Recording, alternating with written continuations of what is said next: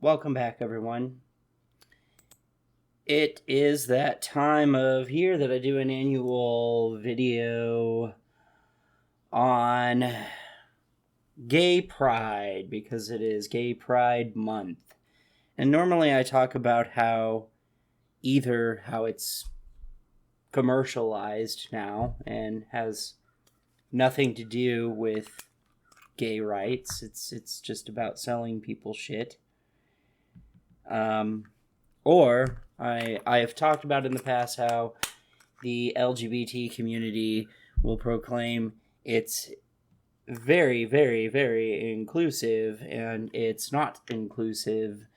And I think that that's just sort of the zeitgeist and this whole tribalistic nonsense that we engage in these days. But and I talked about that in light of the sense of, being gothic, being counterculture and all that is I've gone to Pride and, they're just kind of like, what are you doing here? It's like, well, I thought this was for LGBT people. I'm a homosexual, so I fit into that category, but not very welcome. So, not very inclusive. And then just all the blatant advertisement and like, oh, we have rainbow colored alcohol. Like, I don't think these companies care about LGBT rights. I think they care about whether or not you give them money. And they'll do anything in their power to do that, to make sure that they're getting your money and their competitor isn't. And that's what that's all about. I really honestly, actually, some of the people who put together these advertisers have very, very advertisements and gay prides. They have very, very negative opinions of LGBT people. And you can find that information, but when the mainstream camera's on them, they're like, oh yeah, gay pride. Buy our stuff because we love you. They don't love you, they love your money. But I bet you it's a love that will never die. So this year this is what I want to talk about, is like the mind-blowing menagerie of different flags. And like, I mean, you probably can't even make out what these say. I can't even make out what these say. I'm looking at them on a different screen. Okay, so this is weird to me. This is very weird. I was going over this with Cassandra, and I was talking to her about why this is weird. To me, the younger generation is absolutely obsessed with titles. And if you go through these different little labels, what I start to identify is that these are not different. I mean, yeah, some of it's gender expression, but a lot of them are not different sexualities. They're just different preferences and whatnot of stuff that already exist, which I find very bizarre. Like, I think this polyamorous one, it's got a pie symbol on the flag. This is really, why do polyamorous people need a flag? Why isn't there a flag for monogamy? There is a flag for promiscuity, actually multiple ones under a different name, under a different label, because there's different types of promiscuity, and that's what I mean. That's weird to me. It's like if there's a butch lesbian out there that is attracted to short-haired lesbians that are feminine that happen to be cat ladies, they get a flag and they get a label. It's like you can't just be a lesbian and then this is your type. It's like why don't you just go out on a date, have a cup of coffee, and get like whether you're trying to date somebody or trying to fuck someone, go out on a date, get a cup of coffee, sit down and get to know these people. And I mean, instead of trying to wear your identity like it's a sconce. This is very weird to me, and the obsession with labels and titles and identity. And here's the thing about the identity is like, take demisexual for example. It's like, well, you are until you're not. And that's one of the issues I take with this, is that that you have a flag and a label for a particular type of person. Let's say that they're only sexual with people that they find mentally attractive, which, I mean, that's how some people operate. I don't know that you need a label for that and a flag for that and a different subcategory for that. That's just something that's always been presumed to be a kind of point, or a point of individual expression and freedom and choice. Like, it's just individually, that's what you're into.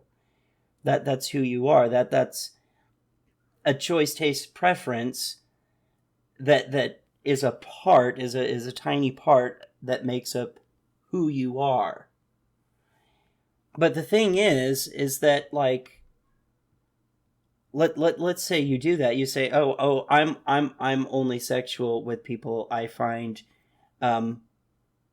mentally attractive and on a romantic scale, and not into promiscuity, until you meet someone where you break that rule, and that happens.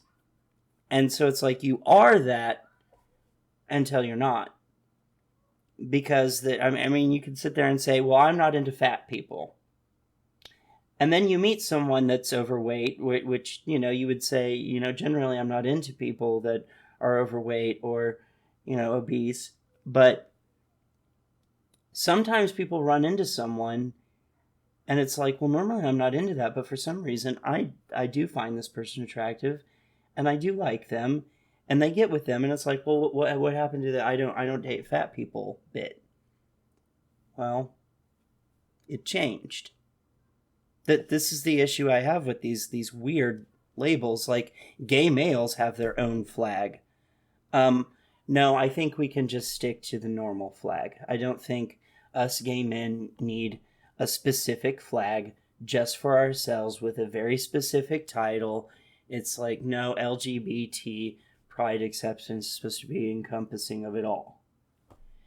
And you have one for what is that?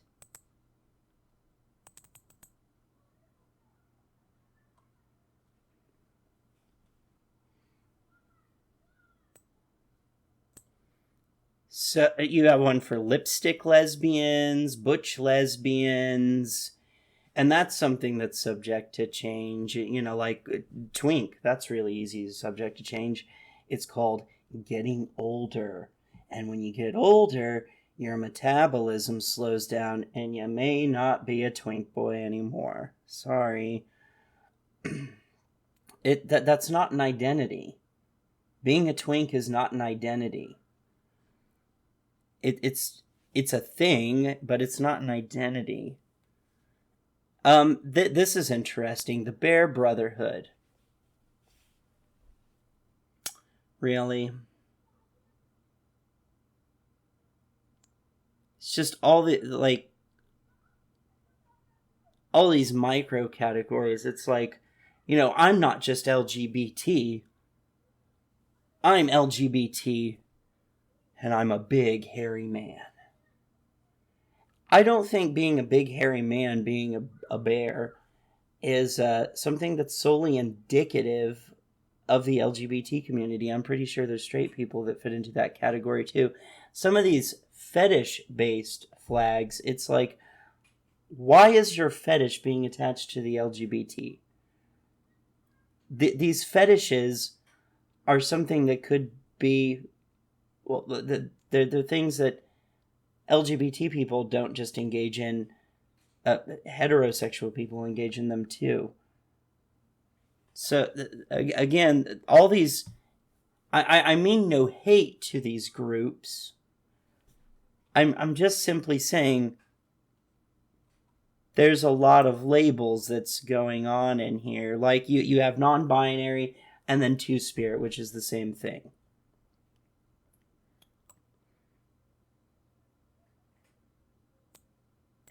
And it's like, this is too extra. Straight ally, they have a separate flag, title, and label for somebody who's heterosexual that stands with LGBT rights. Why? Why do you need that? What is the point and purpose of this?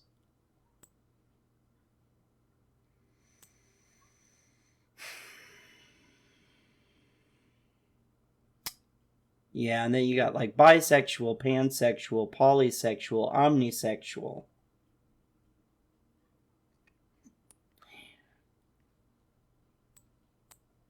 All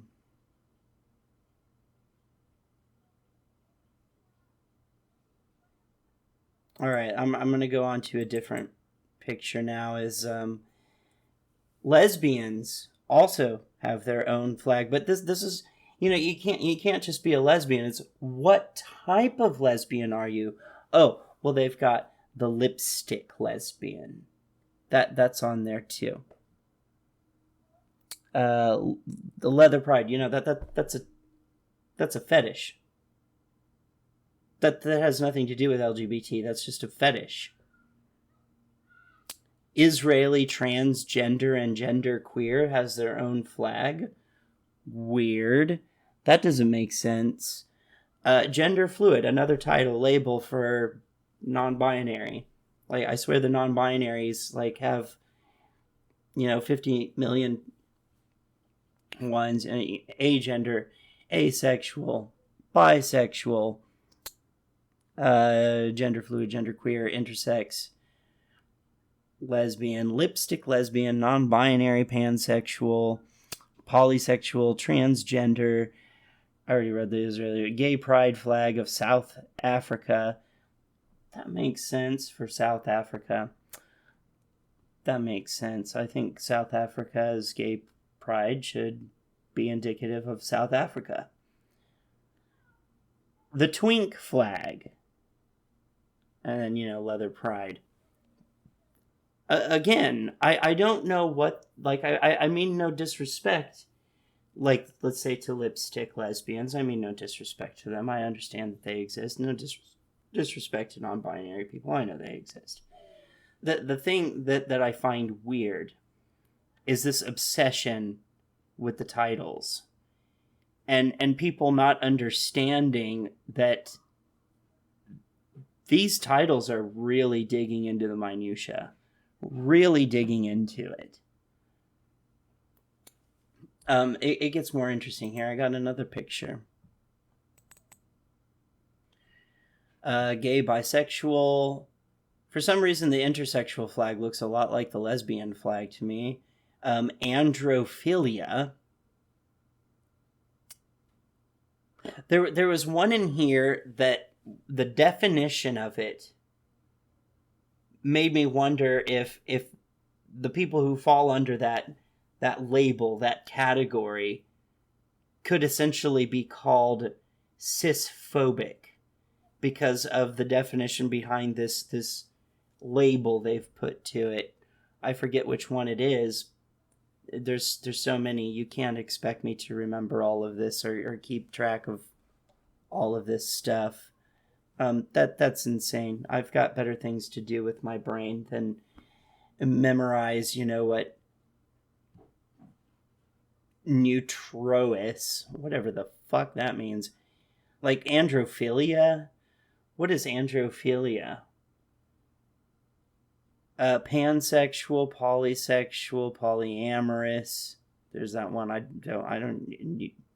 Neuterous. I don't know.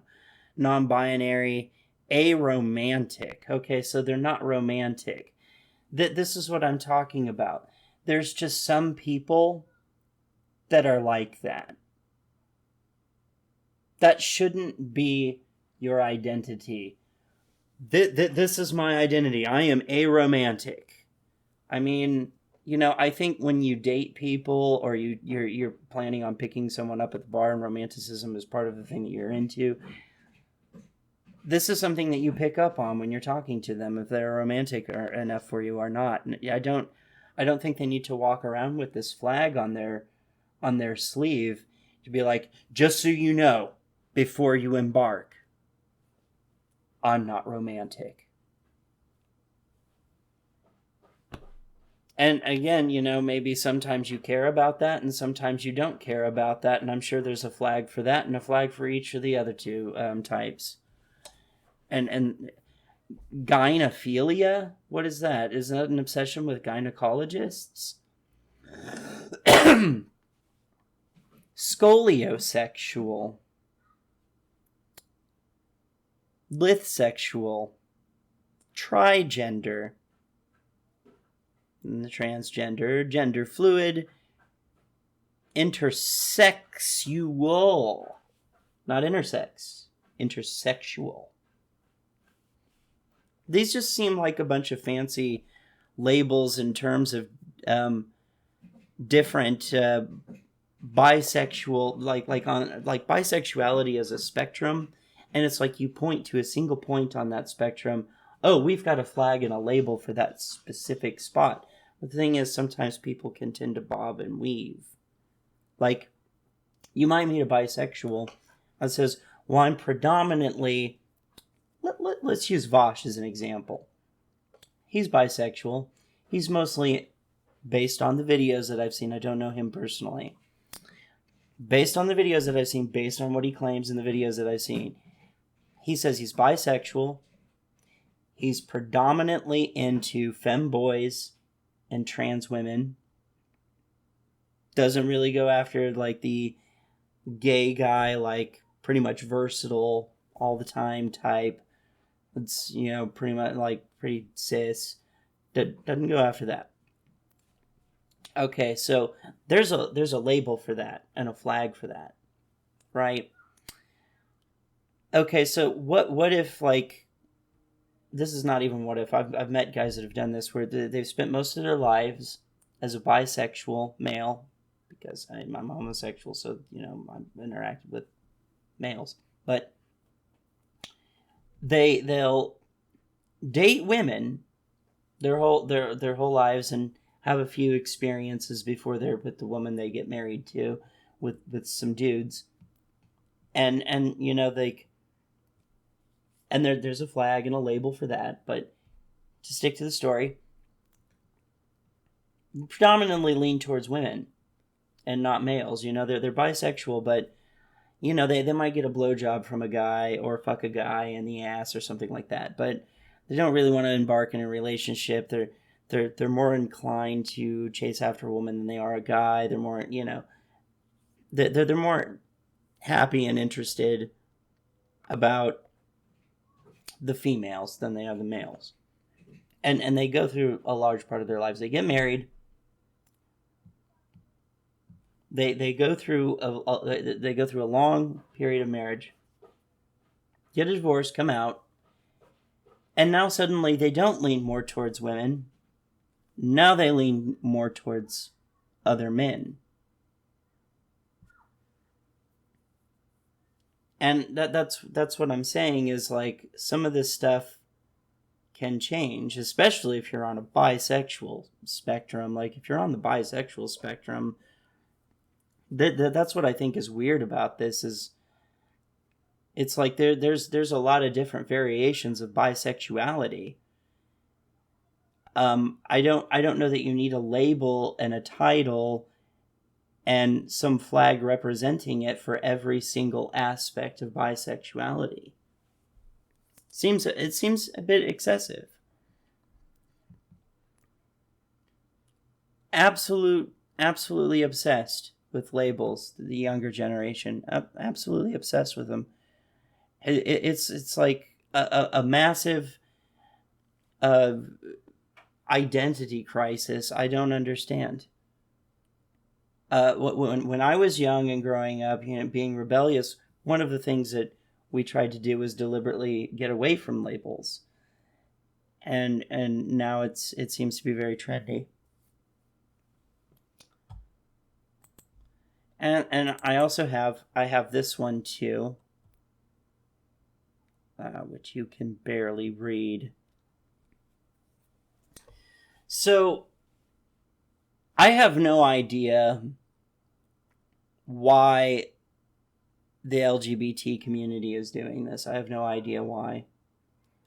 They're taking personality traits and conflating that to an entire identity, and then giving that a title, giving it a label, putting it inside of a little cubby, inside of a box, and in any kind of deviation, well, that's a different label, that's a different title,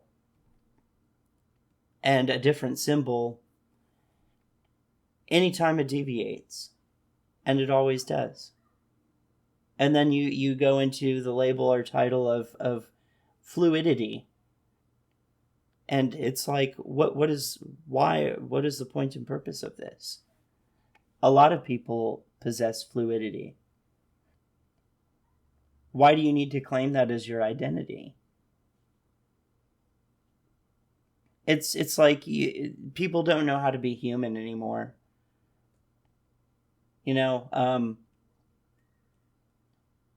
I talked to my partner about this. I said, we grew up before the internet. We in our lifetimes, we had a time period where the internet wasn't a thing. And I think a lot of these younger folks, they've never had a life, the period of their life where Grindr didn't exist. Whereas, like, my partner and I, we used things like Grindr, and there used to be a thing called gay.com. That's no longer a thing. But things like Adam for Adam and Grindr is like a tool. And I don't know that the younger generation does that. I think they treat it like that is dating. And it's like, I think you would get a lot of perspective by dropping all of these little titles, all of these little labels. Stop worrying about trying to fit into a box. And start just being yourself, and go out to the bar, whether it be your intention to get laid or try to date someone. Sit down and talk to them and find out what their interests are. Find out what their tastes are, their choices, their preferences. Find out what kind of things that they like to do, what their opinions are, their life philosophies. And you're going to start to build a silhouette, or build a caricature of who this person is and all the intricacies that make them up. And I would say no single individual is uncomplicated. People are complicated. Some on our good days we're good people, and on our bad days we're bad people. How does that play out? What does that look like for you as an individual? But I think when you do this, when you put yourself into these little boxes, under these labels, under these categories, I think that people lose sight that they deviate from them, for one, but two, it's almost like they go out of their way to make sure that they don't deviate from them. Even though their internal instincts are telling them to do that. Like the experience with a lot of bisexual men that I've met. Like gravitating solely towards one sex and then later on saying, well, no, maybe I like both of them 50-50, or maybe I am more interested in men than women. And that's part of figuring yourself out. And you're not going to be able to figure yourself out if you're fixated and sold on this label, on this category. And I would also argue this is not very open-minded. Let me get rid of this picture and let me look up what demisexual means, because I think I came to the conclusion that wasn't a very open-minded thing.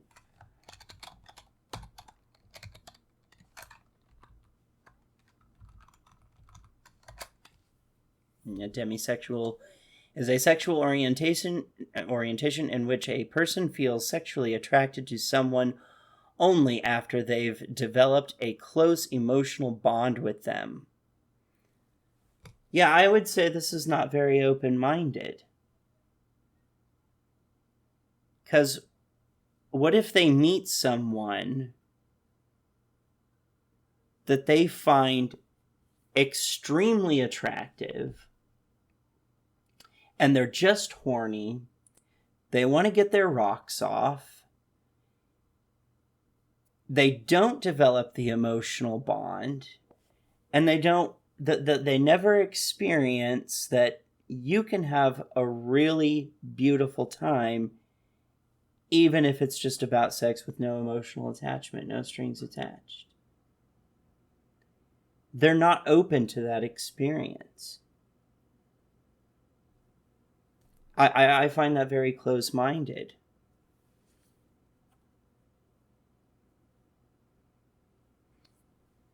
Or the people who say that they'll always be polyamorous. That may be true, but maybe you'll meet someone that makes you break that rule. It's something that my dad told me, not in regards to sexual orientation or gender identity or anything, but he says, it's true until it isn't. Like you can say, I will never do X. And then, as life progresses on and you encounter a situation where X is in front of you, and at that particular moment, well, now you want to. So it is until it isn't. And I think that lacks open-mindedness. I really do. And like I say, I mean no disrespect to all these people. I have no disrespect to anyone that identifies as a demisexual. I'm just like, why do you need the label? Like, honestly, that just sounds like a romantic. And there's nothing wrong with that. I don't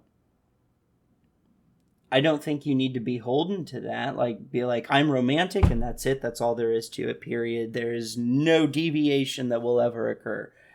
Because, well, it doesn't occur until it does. You could say generally as a rule of thumb, I'm romantic and I'm interested in long-term relationships. That's your overall goal. That's what you want. But maybe occasionally on a lonely night when, you haven't been touched or felt wanted, loved, or needed in a long time, and you're scrolling through something like Grindr, maybe a casual hookup might make you feel good about yourself, and it doesn't mean that you have to give up hope on romanticism and being in a long-term relationship. It's just, we're human, and sometimes we need physical contact with another human being. So that's what I don't understand all these labels. I don't understand all of these little titles and labels, and I don't get it. It's They're just different variations of personality types, individual expression, choice, tastes, preferences. That's all these are. And they've taken that and they've turned it into an identity. And when you do that, I don't think there's a lot of room for movement. And I think people should stop worrying about that. Worrying about, am I demisexual? Am I polysexual? Am I a polysexual homosexual?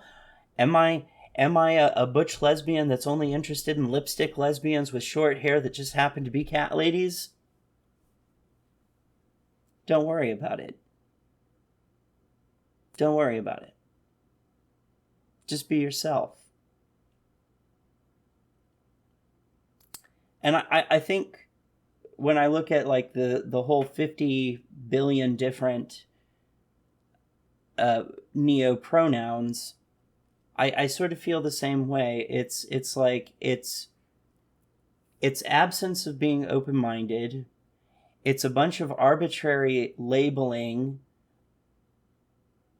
and categorization, putting yourself in a box, not being able to make yourself mobile to change or for growth. And it only is until it isn't.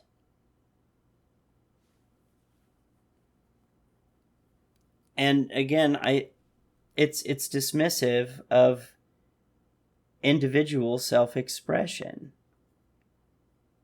And when I say individual, I'm not talking about a political thing. I literally just mean individual self-expression. An individual personality that is unique to anyone else but yourself.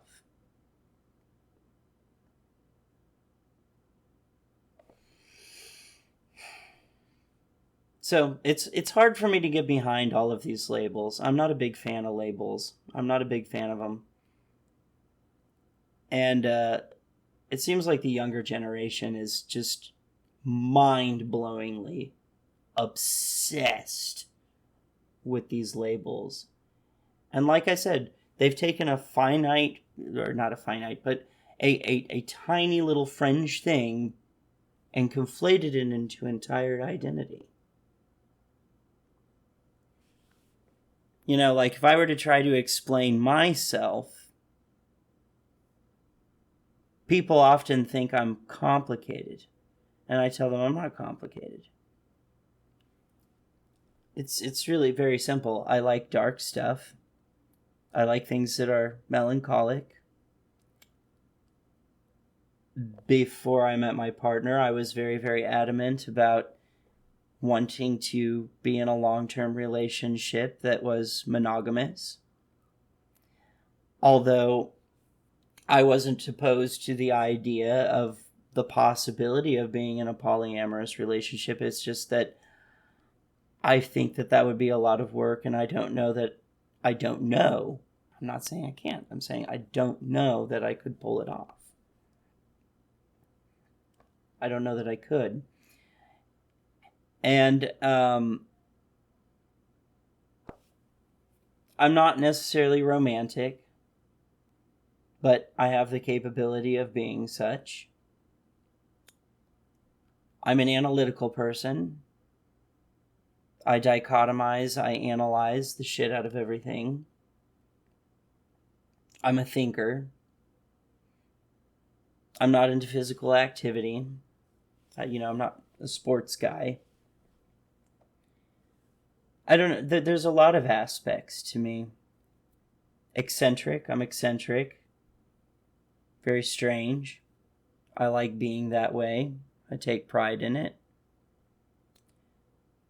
These are just things. These are tiny little points, like bullet points, that ultimately lead up to a full comprised personality.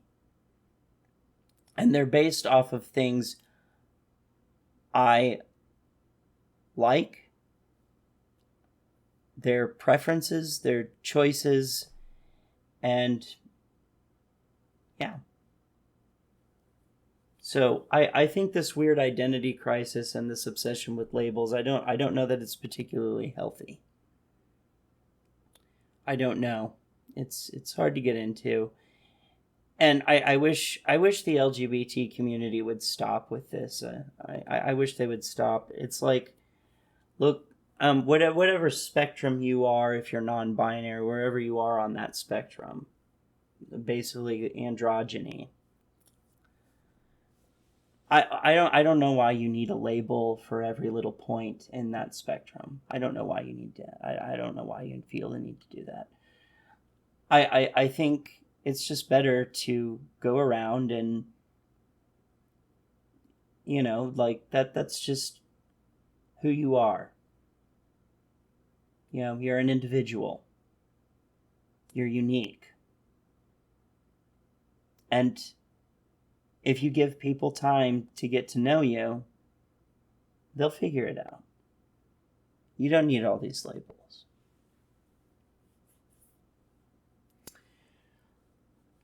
So it's very, very, very, very, very different than most of the other things that I've said and done about Pride. I usually criticize the shit out of Pride because Pride is a giant pop culture event of exploding rainbow streamers and glitter and diva pop.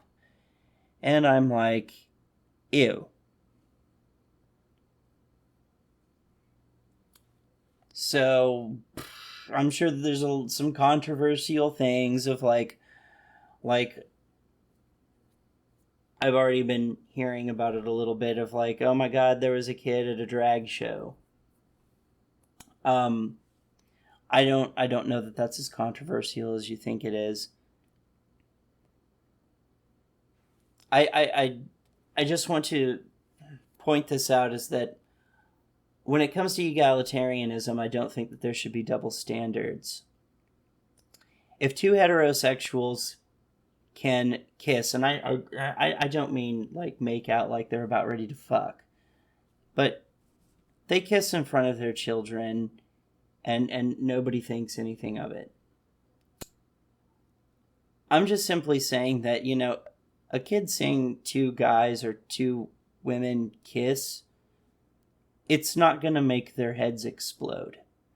They're not going to be suddenly filled with sexual ideation. Most of the time, I've never seen an example counter to this. Anytime I've ever seen kids, if they see two adults kiss, regardless if they're the same sex or opposite sex, it doesn't matter if you're heterosexual or homosexual, it doesn't matter. They think it's gross. I don't think there should be double standards.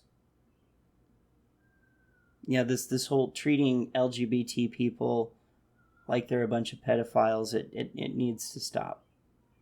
Because we're not.